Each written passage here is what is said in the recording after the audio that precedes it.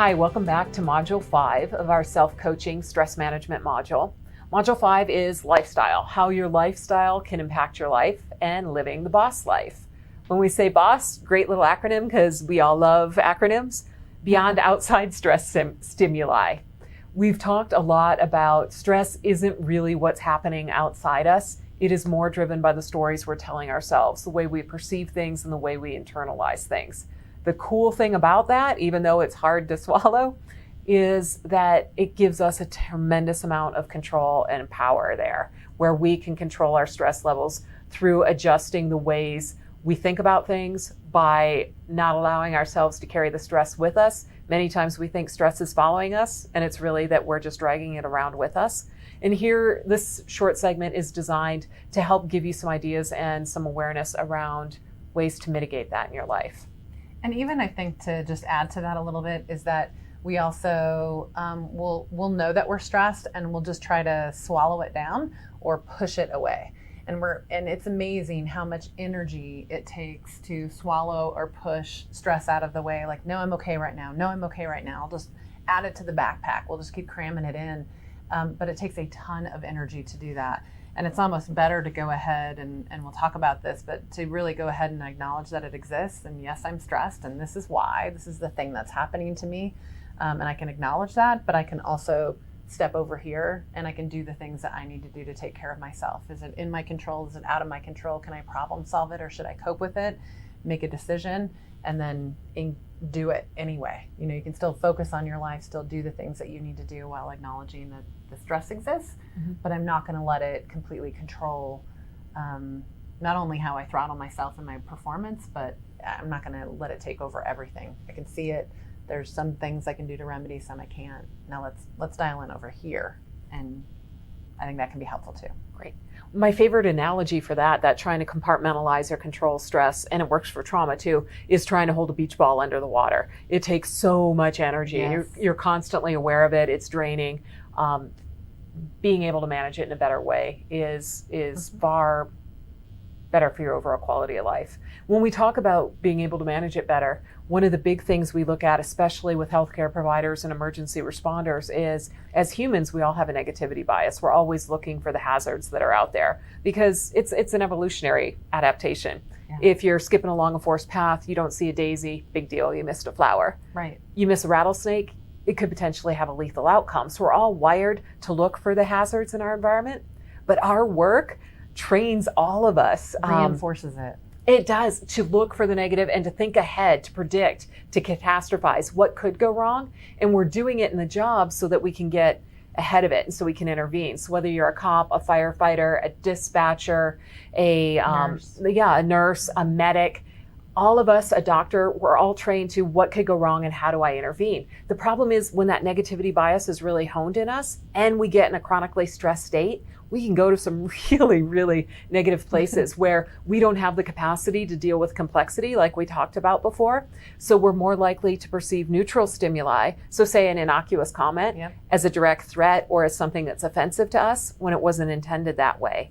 And we miss all of the good stuff. Yes, we do, because we're looking for the bad. We're only looking for the bad. And so like when your boss, I'll ask responders, I'll test how strong their negative neural bias is by asking them, okay, let's say your boss, whoever it is, or your supervisor says, hey, before you leave today, I want to talk to you real quick. What's the first thing that comes to mind? Do you think commendations and more money? Not so much. No, nobody thinks that. They absolutely think, geez, what did I screw up? What did I mess up? I'm going to get fired today. This is bad, and you immediately worry about the worst stuff, and there's really no neutral or positive things that you're thinking about. That's how you know your negative neural bias is probably taking over. And when everything's bad, that's where we end up in trouble, really. And so we have to actually train the brain to scan the world for things that are good. You have to train it, much like you have to train your body to calm down. We talked in other modules about like down-regulating parasympathetic response, being able to get better sleep, etc. Same holds true here. We have to train the brain to scan the world for things that are good. And that's right. And that's the science behind gratitude practices, is if we don't force ourselves to recognize the good things in our lives, if we don't train the brain to look for that, we're going to overlook it, especially if we're in a profession that hones this negativity bias, and we're in that chronically stressed state that puts us into the lower functioning area of the brains that are more reactive and less logical. Something that feeds directly into that is self-talk, our internal soundtrack. That is one of the biggest drivers for our personal stress levels. If we make a mistake and we're like, shrug it off, make a joke about it, I made a mistake with our internal voice, it's a very different outcome in our nervous system than I'm so stupid, I'm an idiot, I can't believe I did that again, I shouldn't even be doing this, why am I here?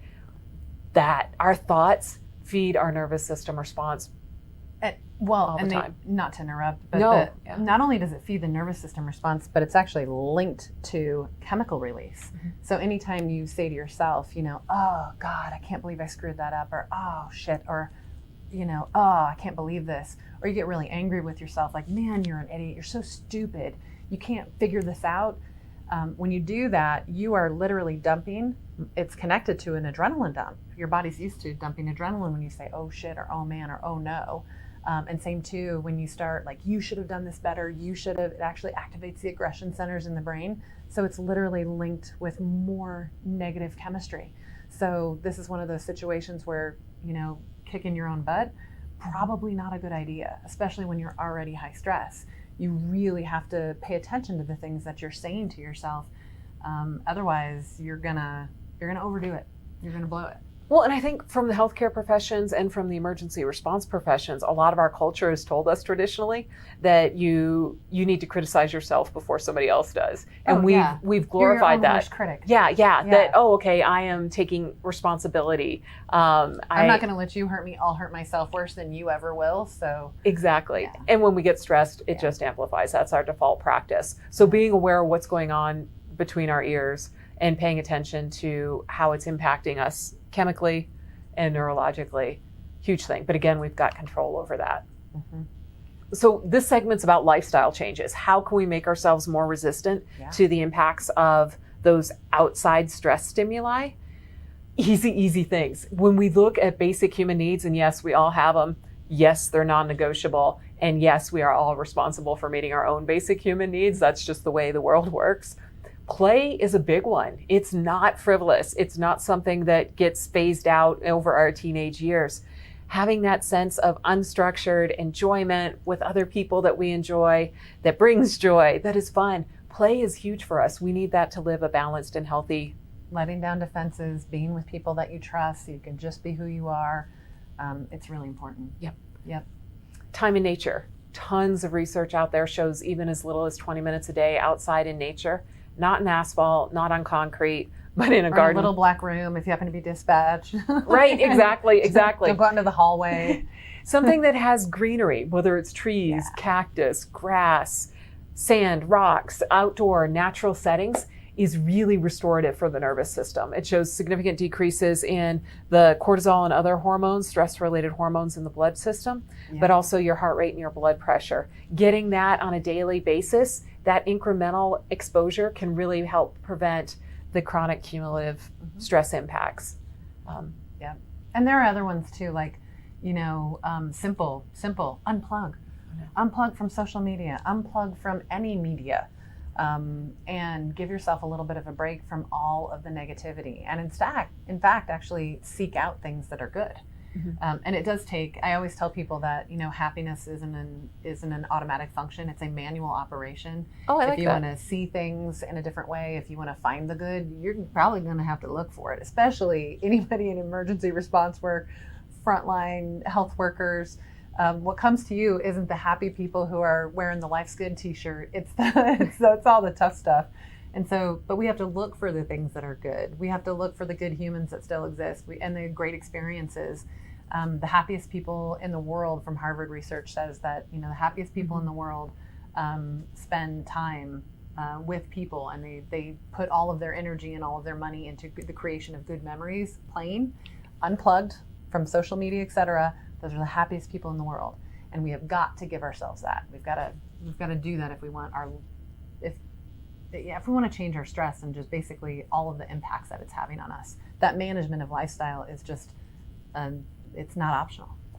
Well, in that longitudinal study from Harvard, it's gone on, I think, 90 years now, and it does show that the most highly correlated factor with quality of life is the quality of our personal relationships. And I think that's been a big challenge for healthcare workers, for emergency responders, and for the families of both, because of the shift work, because of the intense nature of the work. Many times we are feeling stressed. We don't know how to articulate what we're feeling. We don't want to hurt those around us. So we shut down and we isolate. We don't realize we're not only depriving ourselves of positive social connection, but we're breaking emotional intimacy with the people who are our biggest forms of support, and how detrimental that can be on the long term.